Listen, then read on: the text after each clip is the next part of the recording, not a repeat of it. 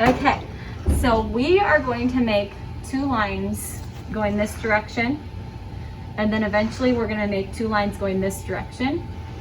But we're gonna sew a bunch of lines, but we only need to mark 2 because I'm gonna show you how to use the quilting guide. So we're gonna go against, it wants me to go this way.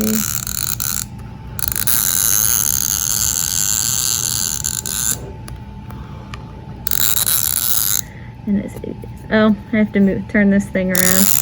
I did not want to roll the other direction.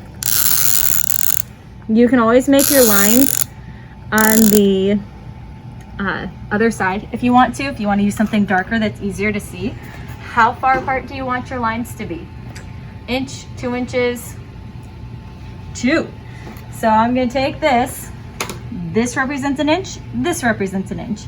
So I'm going to stick this line right here on top of my chalk line. You can see the chalk line in between each of these spaces. Quilting rulers are very handy. Doesn't want to go, no, it wants to go this direction. We have a marker that only wants to go one direction.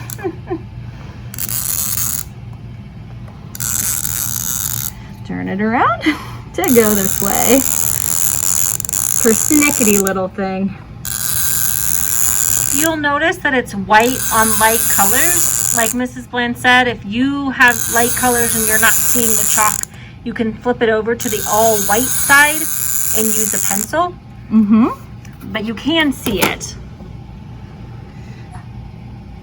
All right, now we are going to learn how to do our sewing with a quilting guide. So I'm going to start out, and if you need to get behind me, you can. Okay. We're going to start out just simply sewing on a line. And what I want to do is I want to go to number 1 because I want my needle to be centered just like we're paper sewing again on a line. So I'm going to go to number 1.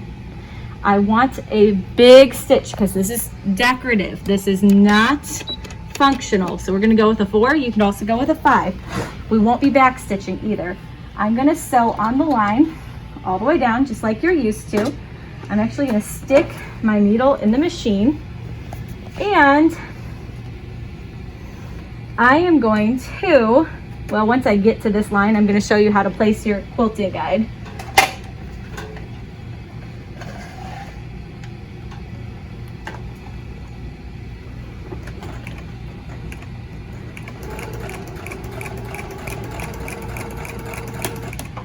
Okay, and we'll get a little bit further.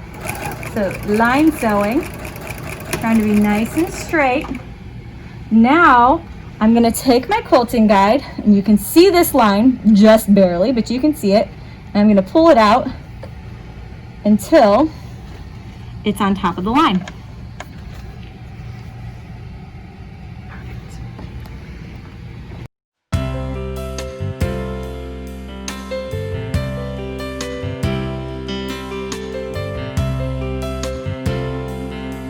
So now we can take this, we're going to start out like so. So you're right here with your quilting guide.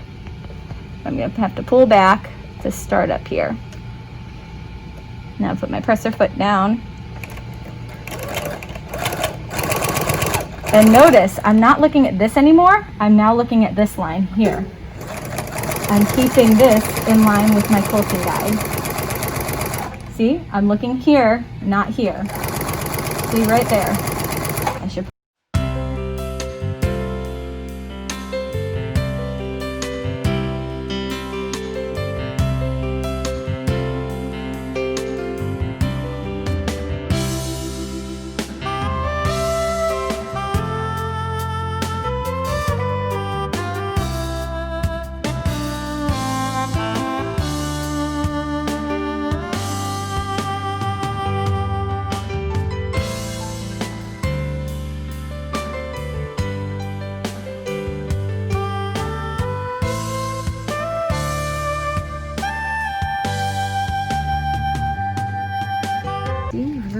So you can sew on the lines or you can use the quilting guide. I personally like the lines. The quilting guide is not the easiest to use, especially when you have to roll up all of your fabric.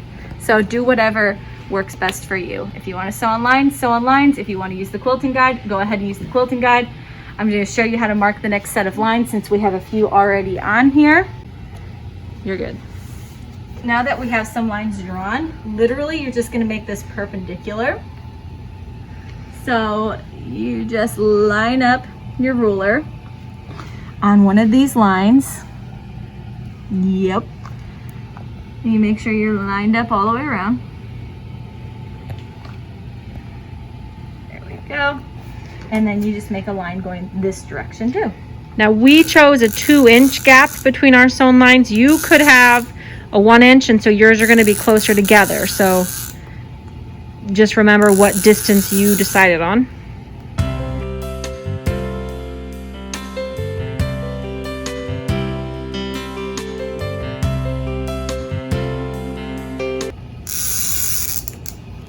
But that is 2 methods in which to quilt.